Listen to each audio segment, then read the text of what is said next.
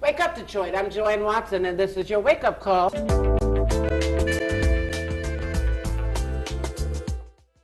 When a brown girl child is born, the earth shifts. The sun is at half-mast. The moon waits for her first cry. The ancestors set the table. The flowers turn red as blood. This is your land, continent daughter, with tree trunk legs and branches for arms. This is your soil, black and fertile as your eyes facing an apartheid Jim Crow current past memory. Some of us begin the removal of shackles at birth. We grow into the armor of struggle quickly. We brew courage in our tea, blend bravery into our Sunday dinners. Joanne Watson, you understand nation building is not a part-time job. This dedicated life is sometimes lonely, a vulnerable choice, but it is the only way you know how to operate. You are wired for the movement in your black women bones, even when tired, still fighting, still organizing, still singing morning spirituals. You are born to lead, even in your own family, the eldest of 10 children born to Jefferson and Lestine. You made Damon, Nefertari, Stephen, Maya. Her children always knew she was larger than life. When you are a woman in the movement, you take the children with you on the journey. You bring the babies with you to your college classes. When you travel to Ghana for the first time, it will be with your daughters in tow. When you are a fearless, nationalist thinking mama, mothering never stops with your own babies. 30 godchildren and mentees across the globe. The daughter of a ministering mother is already ordained for good trouble. A seer, a prophetic young student preparing for her lifelong role as servant to her own community. When your purse was snatched in a Farmer Jack parking lot many years ago with your kids' tickets to Run DMC in the purse, you made sure they still got to that concert and even hosted Melly Merrill and the Furious Five in your living room, because queens make it look easy. When you were a single mom, people would tell you what you can't do. Instead, you moved to New York City with all 4 of your C's to do your necessary work with the YWCA, because queens make it look easy. Ghana, Togo, South Africa. Where is your heart, Mama Watson? Nurturing spirit, baking melt in your mouth, homemade biscuits. How many hours do you sleep, Warrior Watson, with endless work ethic and blue-collar blood racing through your veins? How do we say thank you for your work, your time, your heart? We know you will never really retire. There is a fire on the path to freedom. There is smoke, there is sacrifice. There are stories of justice, of women, of Tubman, Sojourner, of Angela, Asada, Coretta, and Merle, and Betty, and Queen Mother Moore. Some of us know we are ancient, that our marrow is laced with legacy, that we are here to bring light to our daughters. Sometimes it just takes one woman, a mother, a grandmother, a Spitfire, griot, a sister, the only woman to lead the NAACP's largest chapter. She, daughter of the movement, of Rosa, of Irma. She was a birth that gave birth to possibility for other young activists like me, a true D woman, frontline Fatima, Nigerian blood, councilwoman, leader, truth teller, Joanne Watson, social worker, president of the Anti-Clan Network, sister, inspiration, dedicated to the protection of girls and the voices of women wrapped in West African beauty, regal and resilient. Wake up, Detroit. Wake up, South Africa. Wake up, Cuba. Wake up, small business owners. Wake up, White House. Wake up, reparations. Wake up, teachers. Wake up, women. Wake up, schools. Sleeping is not an option when the Honorable Joanne Watson is in the room.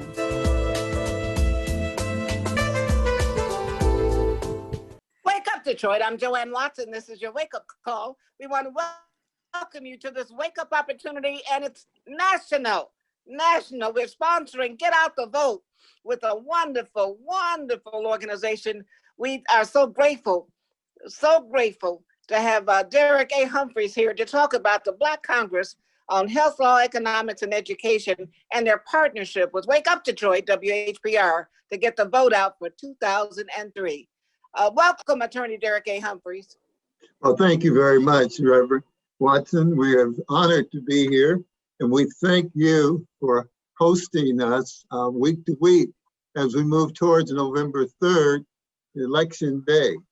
It's always a pleasure and always a lesson to join with you and the staff of WHPR TV to talk with experts to move forward across the country toward November 3rd. And so in partnership with you, and our sister, our wonderful sister. We are just very grateful. As you know, our motto is from protests to power at the polls. 2020, get out the vote campaign. And as we move forward, we have experts today who cover all aspects of campaigns. And so I'd like to just share with you and with the viewers this incredible panel in alphabetical order. So we have with us today Rick Blake, President of Strategic Health Resources, located in the great state of Virginia. We have also with us Reverend Mariah Cruz, Reverend Mimi, as she is known, Minister to Teens and College Students, Empowerment Temple AM in Silver Spring, Maryland.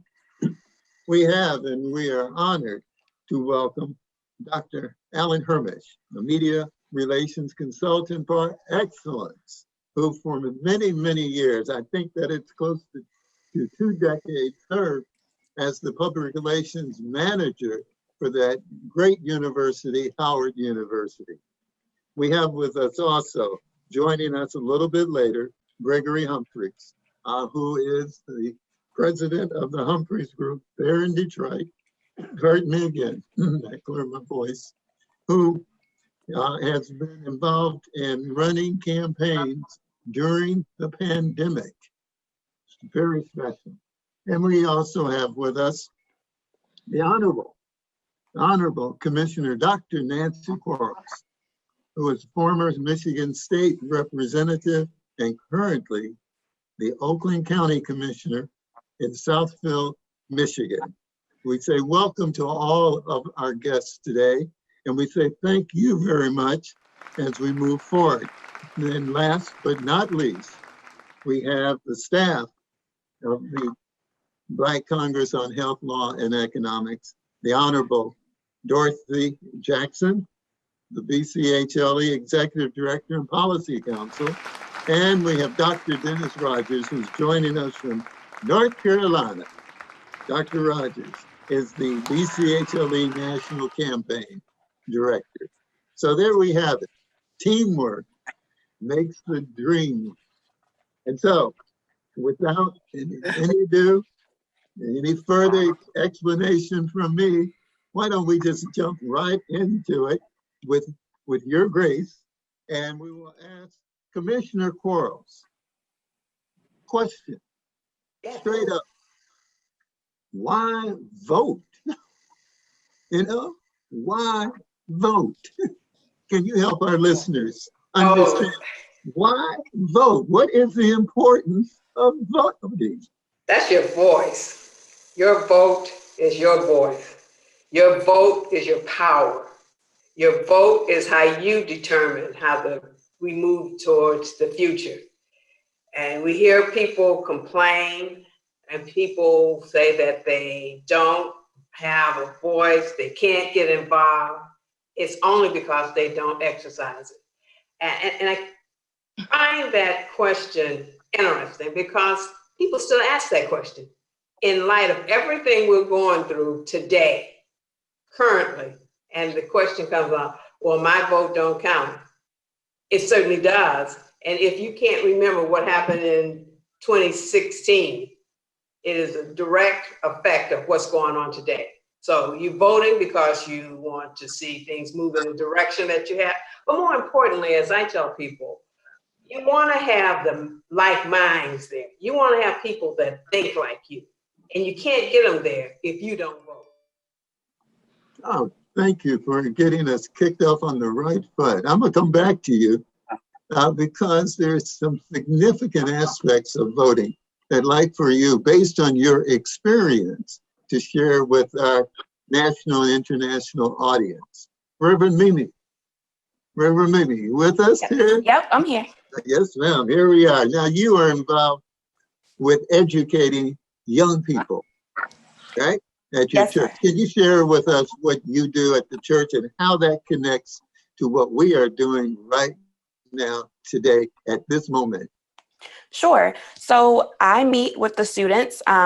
It used to be once a month whenever the pandemic first happened, and now it's slowed down to about twice a month. But we do what's called real talk sessions, where we meet them where we are. We ask them what they're dealing with, what they're facing. And you'd be surprised just how knowledgeable these young people are on what is going on. And they're looking to their elders, they're looking to the grown folk to make sure that they go out and vote to protect their future, because they don't have that power, they don't have that voice. And so it's so very important to keep them educated and to keep them knowledgeable about what's going on in society, so that when the time comes for them to vote, and even now, whenever they have conversations with those persons that they look up to, those elders, those teachers, whomever it is they come in contact with, we want them to be educated properly. We want them to have the right knowledge so that they can help encourage people to get out and vote. And also just a quick correction. So I work for Kingdom Fellowship AME Church, not Empower. I love Empowerment Temple, they're awesome. But I work for Kingdom Fellowship AME Church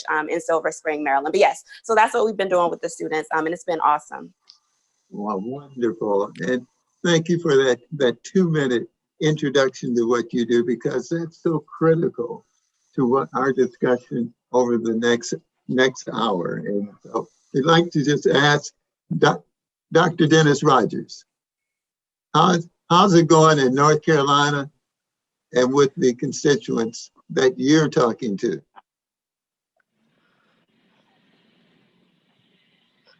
Are you with us? Well, we'll come back to Dr. Rogers, but Alan Hermitch, Dr. Hermitch, our friend, share with us, please, just a little bit of your experience of, we understand that you worked with and received the guidance of the great Lewis Martin, who was a Chicago native, but also was very active in Detroit with the Michigan Chronicle at one time. That's right. That's right. Is that right? Is that right? Am I got That's it? right. All right. Well, good morning, Derek, and everybody else. Yes, I was very fortunate to have Louis Martin as my mentor, and he told me many a story of his experience with the Michigan Chronicle in the streets of Detroit, and of how things worked and how they didn't work. This morning, I would like to just re-emphasize some things that have already been said about the importance of getting out to vote. This evening or later today, LeBron James is going to announce an effort called We Got Next, which will bring out at least 10,000 volunteers to be poll watchers. And among the cities they're targeting, there are, I think, 12 cities, but among the cities they're targeting are Detroit and Flint, Michigan. And this is in response to the call by President Trump to have Republican poll watchers, which many people interpreted as an effort to intervene and suppress and harass and intimidate voters who want to have their say come election day. And so it is, as I believe Dr. Quarles pointed out, in 2016, many of the so-called swing states, purple states, were won by Donald Trump by very narrow margins. And so it's so critically important for people to vote, to do their most important job as a citizen in the United States. Thank you very much. Thank you. We're going to ask our last person on our panel who is here before we throw it back to Dr. Watson.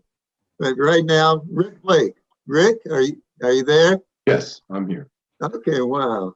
Rick, you are president of Strategic Health Resources. Your background informs you about what's occurring policy-wise on the city, the state, and the national level. You have worked for many members of Congress. You and Dorothy Jackson have partnered to provide guidance to members of Congress who are from different parts of the country. Can you share with us your experience with regard to voting and getting people motivated to get out? A couple of minutes, and then we'll come back to you a little bit later. Go ahead, please. Before I do that, I would like to thank Detroiters and people of the region for supporting my family. My nephew, little Jake, was shot in Kenosha, Wisconsin, and the Detroit community is very supportive of our family, and has expressed that support, including the AME churches. My cousin, Robert Blake, is a minister at the Greater Quinn. My. Yeah, AME church. That's my home church. Yeah, well, he's my cousin, and you know it's an active church politically, and couldn't with Reverend Blake, it couldn't be any other way. So first, I wanted to say thank you very much to Detroit for supporting my family in this in our hours of need. Yes. Secondly, there's a connection between police violence and voting. We kind of get what we got because we didn't do what we needed to do at some point. We need to remember that not only are we voting for president and vice president, we're voting down ballot for local and state, and we're voting for resources in that state. For instance, in Virginia, we have a number of tax acts and other municipal acts that are very important to funding what we do here. So you need to read the ballot before you get there. That's number one. And number two, you need to be aware that John Lewis's one of his last acts was the renewal of the Voting Rights Act. And Democrats voted that in December of last year. It sat in the Senate because we have senators who don't act on it. So I'm not accusing Michiganders or Michigan of doing that. I'm not accusing anybody. I'm just saying it has not moved out of the Senate when it was voted out of the House in December of 2019. We need a renewal of the Voting Rights Act. And if we don't get it, well, we got what we got. So I'm just saying there's a connection between Michigan is one of the most important battleground states of this year. And Michiganders need to understand that they need to get in. Well, I'm voting early on Friday, but that's the Virginia state law. You need to understand your early voting laws, your ballot requirements, and not wait around. And the idea of waiting in line so that the Proud Boys can beat you up is not working. It's not going to work for you. So my suggestion is understand your early voting regulations and get out and vote. Okay. Thank you, Rick White. Thank you very much for that, laying the base. And then last but not least on this introduction round, Dorothy Jackson. Yes. Dorothy Jackson. Now, everyone has spoken about the importance of voting. And you, and as our director, BCHLE, executive director and policy council, are very involved with different organizations. I happen to know that on this call, we have a member of Alpha Kappa Alpha sorority. Well, okay, and so as we talk to the AKAs throughout the country and the nation, we also talk to the Deltas, okay, throughout the nation. Do we have? There we are. There, Reverend Mimi. There we are in the house. Can you help? Can you place in perspective for us the importance of organizations getting involved in a critical and aggressive way to get the vote out on November 3rd? I think it's very important for organizations to be involved because that gives you more workers, more people to do the work. And of course, I was going to recognize Reverend Mimi as being a member of Delta Sigma Theta, and my sister, the Honorable Nancy Quarles, as being a member of Alpha Kappa Alpha. And the women are hard workers. As Reverend Watson can say, when you go to church, who's working? Well, The women, the missionaries, the Pastor's Aid Society, the nurses. You mention it, and the women are making it happen. And in this election and in all past elections, Black women have been especially active in elections, in getting people out to vote. I remember voting when I was a child. Well, I wasn't voting, but I was there with either my mother or my father, because with 6 siblings, it was no way they could both go out at the same time. So we took turns going with whoever was going to vote at that time. So it's historical to me. They were in the same political club with Shirley Chisholm in Brooklyn, New York. So I have it in my blood that voting is very important. But the organizations, there are several organizations out there.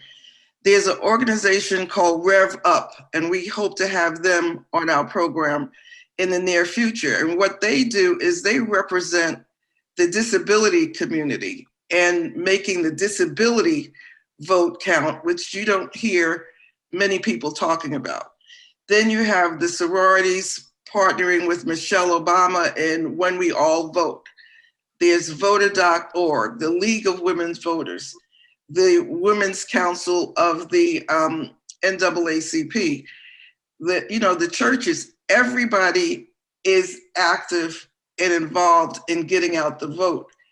And we can't allow people to come on national TV and globally call for other groups to disrupt and cause chaos in the election.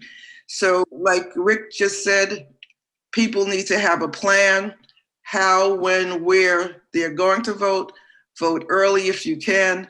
And that's what the organizations are working on. In the past, we also prepared food, water for the poll watchers and the people who are working the polls. So now campaigns and organizations have to reimagine how they're going to help and encourage people to get out the vote because of the pandemic and social distancing. So I'll leave it there for now. I do have a question for Greg Humphreys if he comes on. Thank you for positioning that. Dr. Watson. Yes. Yes. I know that you have many questions and thoughts about what you have heard. As we say again, thank you very much for allowing us to be on your program. Wake Up Detroit. Well, this is the national edition of Wake Up Detroit. In fact, we also have trademarked the phrase "Wake Up World." So we're waking up the world on this period with the Black Congress on Health, Law, Education, and Economics. And we're so happy to have this wonderful team of experts to help us position ourselves to, I like the figure of 100% turnout. I like 100% turnout. I'm not satisfied with 50%, 60%, 70%. We need to see this franchise, our vote, as a key plank in the platform of being an American, of understanding democracy. We cannot let somebody turn us around. We must walk to the polls. We must send our absentee ballots to the polls. We must participate. We must participate. We must be engaged. We must be involved. And I'm so grateful to have all of our wonderful guests online. And I do want to ask Dr. Dennis Rogers to say a word about the importance of 100% turnout as we approach November 3rd.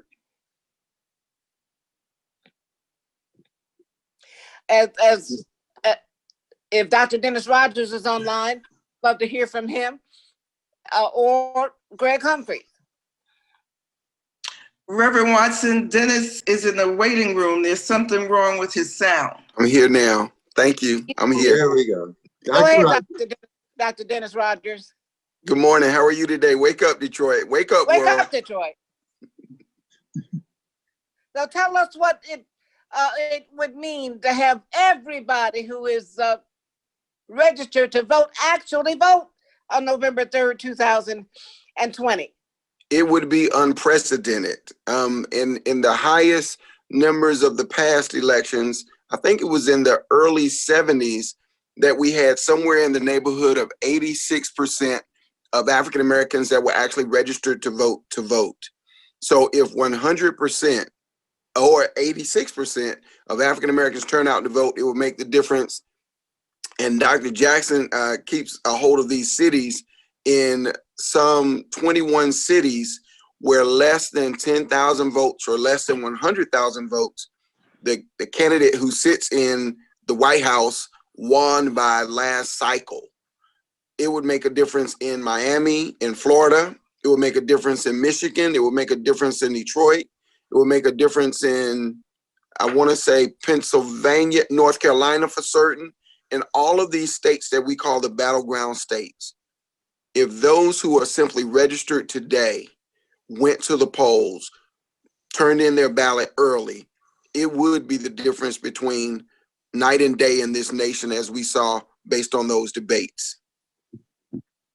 I appreciate that, Dr. Rogers, and the significance of everybody being involved is a reminder that nobody can represent us but us. We have That's to represent. It's so Nobody can vote interesting. for us.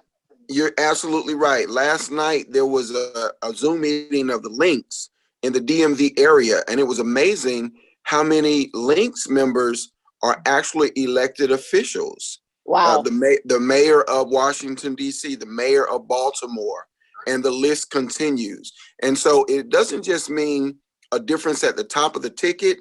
It means a difference in our local and our municipal races as well. Yes. We have to organize everyone in our circle, and everybody has a circle. Everybody has a group. Those are the people listed in the contacts on your cell phone. Come on, somebody. That's exactly right. And for all of those protesters out there who've been supporting Black Lives Matter, that means everyone in your text chain that you're communicating with every day on Instagram, all of those are potential voters who can take the protest actually to the polls and convert it into power in this election cycle. Excellent. Alan, go ahead, Dennis. That was Derek Humphreys. Attorney Humphreys. Yes, we have heard about LeBron James' effort. Yeah, I'd like to just, again, go back to and invite Nancy Quarles to provide some insight to an aspect that is often overlooked, and that is states making election day a statewide holiday. That's right. And how that plays out on the really local level. And I understand, Commissioner Quarles, that you were involved in your county in establishing that the county would have a holiday on November 3rd for county employees. Is that correct? Yeah, that's correct. I don't think I have to give anyone the history of Michigan for the last several years. There were several state reps as well as senators in the House and in the Senate in Michigan who introduced the bill to make Election Day a holiday for state workers. So needless to say, that failed. And I picked up the torch in my county, and I live in Oakland County. Actually, this is a bill that I've been trying to get passed in Oakland County for at least 4 years. And those who are familiar with Michigan, Oakland County, the type of leader we had, this was not something that was well received. But you don't stop there. You can't stop. So over the 4 or 5 years that I've worked with it, I reintroduced it There were some changes in our county. I reintroduced it in November of 2019. And we fought it all the way through. And we finally got it passed on the end of November of 19. It was a bill that was not well received by everybody on the commission. But again, the blocks, the obstacles, you find ways to work around it. You can't give up. And what was most amazing to me was the county clerk, person that's responsible for the elections in the county, spoke very positive about it. But yet there were still commissioners that sat there and voted against it. From it costs too much, people don't need another day off, forgetting about democracy, forgetting about when those people go to work on that day, they have the same issues that others face. But there were many of the county workers who wanted to take the day off to help as poll watchers, to help work the election. So yeah, they're off, they're not working there, but they're doing something. So democracy, as the old saying, freedom isn't free. And to get there, you really have to fight for it. So over the 4 or 5 years, I eventually got it passed and feel good about it. That now they work it. And to that point, since we still have a legislature that is not open to this statewide, it's going to take counties and cities to get it done. That's right. That's right. We're at the bottom of the hour. And let me once again say this is WHPR. We're so grateful to sponsor this program, Getting Out the Vote, a Wake Up Detroit National Edition with Black Congress on Health, Law, Education, and Economics. And we're so grateful for Attorney Derek A. Humphreys, who is our lead sponsor, and all of the wonderful guests today. And we thank God for the Honorable Nancy Quarles, who just spoke about her tremendous efforts to get Oakland County on the table, putting electoral voting day, November 3rd, as a holiday for Oakland County workers. The truth is, it needs to be prioritized everywhere. It needs to be a holiday everywhere, because there is nothing, it signifies the priority of the electoral franchise when a community has vote day as a holiday. So we appreciate you, Nancy, the Honorable Nancy Quarles. Thank you. Let me say she got that fight from her sweet little mama, who I grew up at Greater Quinn AME, that has already been mentioned by Rick Blake, and her mama was one of our elders, honored elders at Greater Quinn AME, and my mother was an assistant pastor there. So it's just a blessing to have people of faith involved in this justice work. We're so grateful for you, the Honorable Nancy Quarles. Bless your heart, darling.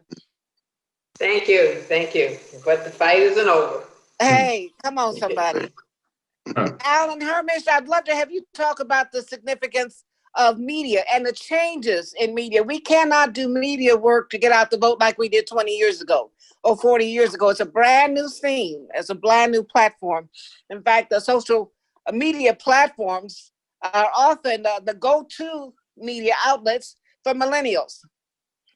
Well, obviously, the whole business of strategic communications and influencing people to do things has changed dramatically. And a big factor in that, as everyone knows, are the social media. Of course, there are benefits and problems with that, because some people feel that they can take advantage of that to spread disinformation and to pose stories that simply are not true and are detrimental to the democratic process. I am reminded of former President Barack Obama's remarks at the John Lewis funeral, where he spoke about the effort to make this a perfect union that the founders talk about. In other words, we are not a perfect union, we're an imperfect union. And so we can't hope for or expect everything to be exactly as we want it. However, it is still our obligation in the legacy of John Lewis and the legacy of Barack Obama to have our say, to vote and vote for someone who will make our country better, to approach that goal of making it a perfect union. And yes, we hope to use all available media functions, including this show, to reach people, to get their attention, to somehow influence them to take a stand, to make a statement for what they hope to believe in, or in some cases, to oppose what they don't believe in. Either way, we need to get people to vote.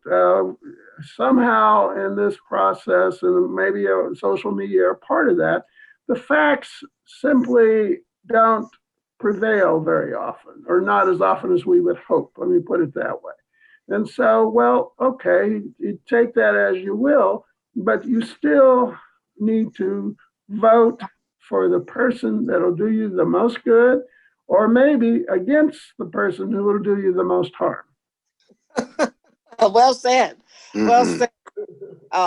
As we move forward into this significant period, it's really an historic period, as the country is grappling with this pandemic, this coronavirus that has really transformed the entire nation and, shall we say, the world, but also dealing with social justice issues, dealing with tremendous health issues.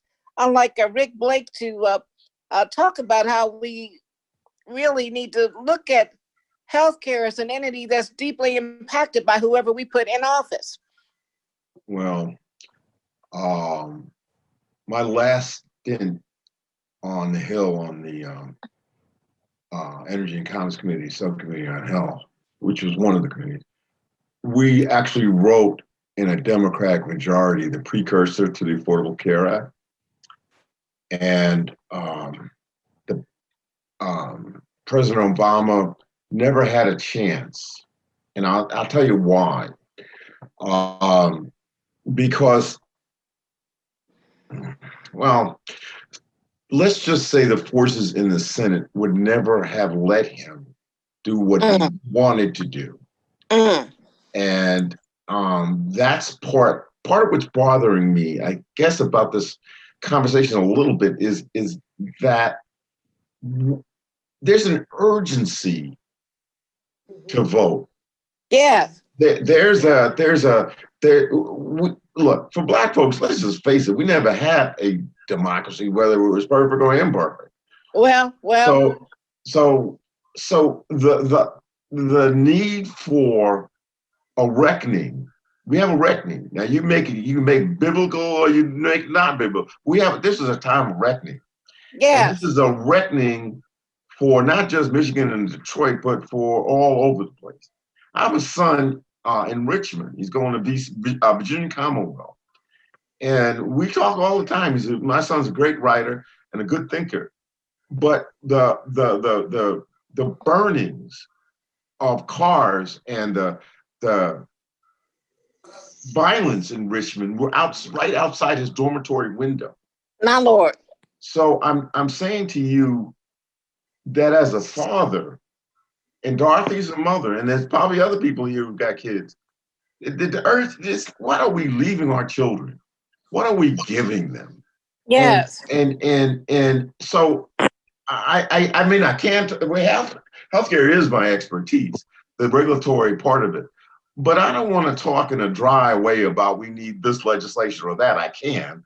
Yeah. But I don't want to. I would prefer to say that folk who believe they have health insurance now better get their butts to the poll to make sure they got it later. I'll put it that way to you. All right. And I have a duty and obligation to talk about the HIV/AIDS community because I do a lot of work in HIV and AIDS. And I know Yes. it's an uncomfortable thing for the Black church sometimes, but I'm telling you, we can't leave our sick brothers and sisters out there, whether it's whether it's in Detroit, whether it's in New York, whether it's in Washington, D.C. You know how many African Americans are afflicted with this disease. So who is going to help them? Or do we expect them to die in the numbers that they died in the 1980s and 90s? This is not the first pandemic. That's right. AIDS was. And I mean, at least recently. So what I'm saying to you is we are experiencing a catastrophic failure of democracy unless we get out and vote. This is our lives we're talking about. So I'm trying to express to you whether I can talk in legislative and science language, but I don't choose to right now. So what I'm saying is, please, let's take into account what Alan Hermitch said, what Derek Humphreys said, what Gregory said, what everyone said about this. Because we're not just talking to be talking, we're talking to survive. That's right. And I am urging all of you, please, if you're in a faith community, express that faith. I mean it. And if you're not religious, well, do it anyway. You know? So I mean, sorry I didn't talk about the legislative this and that, but I could do that some other time. Thank you. I love it. Dorothy Jackson, he's fired up and he's not gonna take no more. No, I'm not. Well, you know, my nephew was shot, so I mean, how much am I gonna take anyway? You know. Derek Lee Humphreys. Yes, I see that Gregory Humphreys has joined us. And just in a couple of minutes, if you might elaborate on the points that you made in the last time we met, and that was that all politics is local, and that we must focus on what's occurring in local communities, having a plan. If you might share what some of the obstacles are that you have seen and that you saw as you worked with different communities during the pandemic and I think it was the last primary season in Detroit. Yes. Some of the obstacles that we came across was reaching the voter. But to overcome that, we had to, and I emphasized that before, we had to do some unconventional things in order to reach the voter. And on the local level, we have to, what I did, or what our campaigns, the couple of campaigns that went through this primary, was to mail. We mailed 7 times. We called. We constantly inundated the voter with calls, the mails, radio, any other way to get in their home. And then once the governor lifted up her restrictions, then we began to do the door-to-door. And that became interesting. People didn't mind. I mean, even though we're in the pandemic, people didn't mind doing the social distancing from your porch. They didn't open the door, but they just welcomed you when you came, and not because a lot of the seniors were basically trapped in their homes and they didn't have contact with other people outside. Mm-hmm. So what I instructed my team to do is that we did the social distancing, you knock on it and you step back, and they will open the door to talk to you through that, because you have to remember, if they didn't have communication all the way up until that point, they welcomed it, because you're probably one of the first or the only faces they saw in 3 or 4 months. And to bring the outside world to them at their doorstep, they welcomed it. So that was one of the obstacles that we had to get over. And I speak mostly of the seniors because we know during the primary, most of the seniors, they turn out to vote because they're what we call the likely voter. So That's right. we concentrate on the seniors, and then the other people that are not likely to vote, I mean, you concentrate on that because you're hoping that they will come out and vote and this. And I think that even through the general, because a lot of seniors are still in that position, that we should do the same thing, is to come out and to touch them at their homes because they'll welcome you. And a lot of people say they won't, but they will because you're a fresh face. And that's the way that we need to reach them that way. Amen. I think that looking at a variety of outreaches is critical in this new time. Yes. And you take advantage of the fact that you have the access to digital devices to reach out. You have absolute access to television, radio, particularly those programs that are locally controlled. Right. And you have social media that should be employed in order to get the vote out, as well as personal contact. We want to thank you, the great Gregory Humphreys, for doing that personal effort to help get the vote out in this community in Southeast Michigan, making a difference. I'd like to ask our sister Dorothy Jackson, JD, to really help us understand why everybody must own a piece of this and appoint yourself as an ambassador to get the vote out for your own people. I think it's very important that all of us have to be personally involved. Before I go into that, Reverend Watson, I'd like to follow up on something with Gregory Humphreys, if you don't mind, since he's around. Gregory, I was reading some articles, and I know your work is face-to-face, touch-to-touch, or like Dennis said, high-tech and high-touch last week. But in reading some statistics, I read and I realized the Black Caucus on Health, Law, Economics, and Education is a nonprofit entity, but sometimes we have to get down to the truth. So Gregory, I read that in the 2016 election, and I'll just call it the party in power, won Michigan by 11,000 votes. My. While in Detroit, 277,000 African Americans did not vote. Now, if that gap had been lessened or decreased, it might be another story. So my question is, with all the work you're doing on the ground, all the people you're trying to touch, are you getting any assistance or support from any of the political parties or any of the candidates, so you would be able to take care of your people and expand your reach into the community to try to decrease that 277,000 people who did not vote? Because that's just a view of Michigan where you are. That's happened in all these so-called purple states, swing states, battleground states, whatever you want to call them.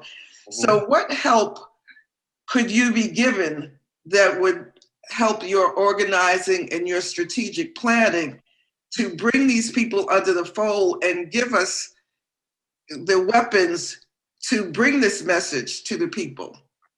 Well, I find that over the last couple of days, I was in the street delivering lawn signs. I pick them up from one entity and take them to another, and mostly unions. I'm finding that there's a disconnect between the different organizations, the different congressional districts, the different entities that are trying to do their own thing, and they're not coming together with that. So I showed up at a particular place with the things that I had.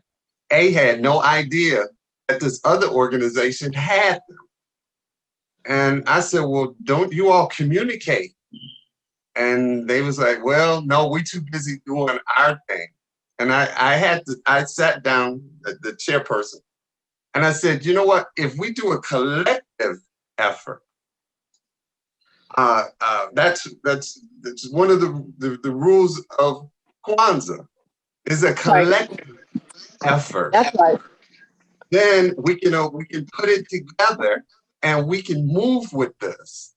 So, and I found myself being the conduit between these. And I always picture it as a circle. We all come into the ring of life, the circle, and we connect. But there's some disconnects there. And today I'm going back over there to talk to them and some other areas, organizations, to say, look, this is what we need to do. This is what I have that I can participate, and we bring everybody together. And I think that's the problem with what's happening, is that everybody is disconnected. Everybody's doing their own thing, and they never come together so we can do a force and a push for the vote, push the voter. So I think that's one of the things that are lacking. And then on the ground, I hear voters. You know, I'm not one who sits high and look low. I sit low and look high and look to the sides, to look to the bottom and look even lower. And to bring them all together, because we have to realize that we have a common goal. We have to get that vote out. We have to exercise. We have to exercise. So we certainly want to reject individualism and reject anybody floating their own boat without working in community, working in unity with others who are seeking the same goal. Exactly. And toward that end, I had a call from last night from Dr. Ron Daniels, who had some access to somebody who just wants to help get the vote out in special areas like Michigan. Yes. And they said if we could give them some local barbershops and beauty shops that are open, they want to provide some get out the vote materials for the next month. So anybody who's listening, watching locally, please get in touch with me after this program if you're watching live. And we want you to become a get out the vote center, so each of us can make a difference and help to transform the voting turnout way beyond what was noted by our sister Dorothy Jackson in terms of the 4 years ago. We must not have a repeat of that. We must not. Right. I want to ask, as we are moving toward closing, I want to thank R.J. Watkins, who's the CEO of Watkins Broadcasting and WHPR, and certainly want to thank our sister, Maxine Willis, thank Renee, thank Tim, thank everybody who's been a part of making sure that this wonderful partnership between Wake Up Detroit, WHPR, and the Black Congress on Health, Law, Economics, and Education is going forth right up until November 3rd. Excellent. Right up until November 3rd, until vote day. Attorney Derek Humphrey, please close us out. Well, thank you very much, Reverend Watson. Appreciate you. You're connecting many different areas across the country through your program, making it available. Once again, we have Rick from Virginia, the state of Virginia. We have Alan from the state of Maryland. We have Dennis from North Carolina here. We have Gregory, and we have our sister, Charles from Michigan, and we're all talking. And Dorothy has connections into New York, and you mentioned our brother Ron, and he is based in New York, but reaches throughout the country. I think the bottom line is, what's the plan? And you must have a plan. And the plan, it must include more communication. And we're just blessed, Reverend Watson, to have this opportunity to deliver the messages through your show that you have had on the air for 20 years. And we finally came together to support you with the more national resources to get the word out. And I look at a list of states that have made November 3rd, Election Day, a statewide holiday. And as we look across the country, 13 states have done that. Now, as we dig deeper and we look at those 13 states, 11 of them have Democratic governors and 2 of them have Republican governors. Now, states that have not made November 3rd, Election Day, a statewide holiday, have there are 24 plus a total of 37 states which have not made voting a priority by demonstrating and doing what Rick has said. You know, you can talk the talk, and you got to walk the walk. Okay? Hey. And you got to do it. And we look at it and we see that of those states, 13 of the states have Democratic governors and 24 have Republican governors. So now we then look at, and I'm just not being political, but when I look at the headline in the Washington Post newspaper today, it says, GOP fears loss of crucial voters in debate fallout. Now, they didn't say crucial dogs. They didn't say crucial cars. They didn't say crucial migrants. They said crucial voters. And that's the bottom line to running and governing a country. And I thank everybody who's been here on this program today, because the messages that you have gotten out contribute to people across the country having a plan. And I thank each of you on behalf of BCHLE, Dorothy Jackson, Dennis Rogers, for coming together. And we're going to continue on, Rick Blake and Reverend Mimi and Alan Hermitch and Commissioner Quarles. We're going to continue this as the Honorable Joanne Watson has indicated through November 3rd. No one to be missed. And we thank you again, Reverend Watson, for this great opportunity. And we say thank you to Mr. Watkins for this tremendous opportunity to be with WHPR TV as we talk and we spread the word throughout the country. Have a plan. Let's do it. Get a plan. And we're going to get Ron. We're going to get Ron on this show too. So let him know, okay? Now wake up, Detroit. Right. Wake up, Detroit. Wake up, Detroit. Wake up, world. Do we have a half minute for a historical reference, Derek? Yes, please. Reverend Watson. Well, I wanted to come back to last week. We do this show on Thursdays. The day before, September 23rd, Breonna Taylor's murderers, assassins, whatever you would call them, were not charged. September 23rd, 1955, Emmett Till's assassins were not charged. So 65 years, the struggle continues. And then the importance of having Rick Blake here was to have a thread to Jacob Blake, who now in 2020, it brings it all together. So if we don't vote, these things will never change. And that's what I wanted to add. When they go low, we go vote. Right. That's right. We must. Thank you, Sister Dorothy. Thank you, all of the wonderful panelists. Thank you, Attorney Derek Humphreys. Thank all of you for being a magnificent national edition of Wake Up Detroit on WHPR. Have a magnificent day, and we look forward to 100% turnout November 3rd. Let's say together, wake up, Detroit. Wake up, Detroit. When a brown girl child is born, the earth shifts. The sun is at half mast. The moon waits for her first cry. The ancestors set the table. The flowers turn red as blood. This is your land, continent daughter, with tree trunk legs and branches for arms. This is your soil, black and fertile as your eyes facing an apartheid Jim Crow current past memory.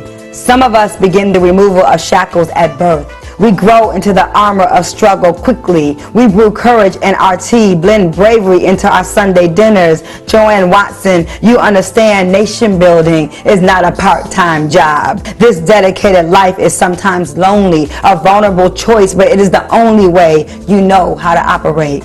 You are wired for the movement. In your black women bones, even when tired, still fighting, still organizing, still singing morning spirituals. You are born to lead. Even in your own family, the eldest of 10 children born to Jefferson and Lestine, you made Damon, Nefertari, Stephen, Maya. Her children always knew.